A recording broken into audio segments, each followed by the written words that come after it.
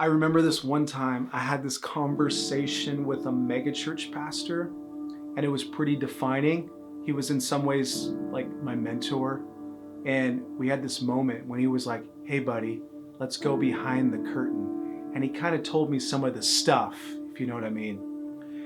I'll never forget this. This is what he said to me. He said, "Hey, I always speak, I always lead, and I'm the face, Anton, because nobody can do what I do." And I was like, oh shoot, that's pretty crazy. And I remember it didn't sit with me well.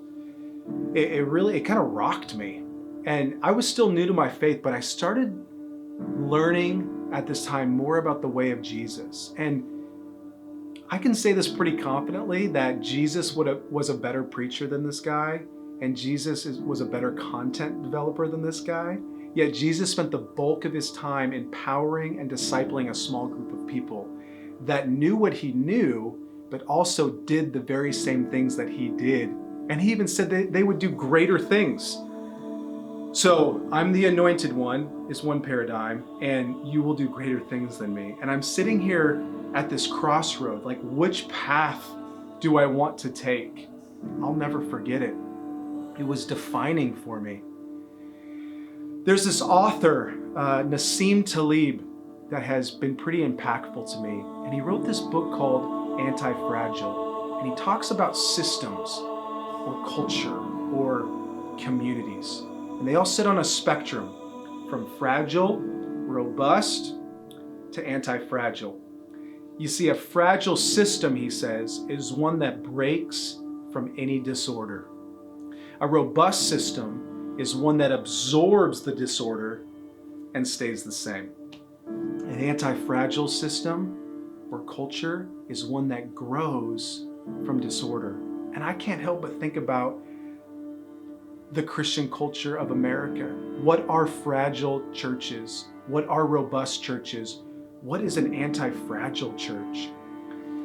And I think a fragile church, guys, is a church that wants to play the game of the mega church, but doesn't have the resources that it needs to play that game. I think a robust church, I don't need to name names, we know them, but really they're gonna come out of this crisis the same. But I think it begs to ask the question, what is an anti-fragile church? And let me just say this, and I don't have the answer for this, but this is something worth thinking about.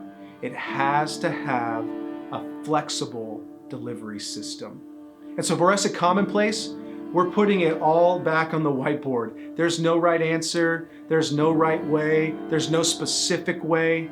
Everything's on the table again, and we're asking, what does it look like going forward? And specifically, what does it look like to be anti-fragile? And for us, it starts with this. We need to be a community that's not going to build what's already been built, but to build something new. Not to convince like the church has done so often, but to inspire. We need to inspire again. We need to let creativity lead the way.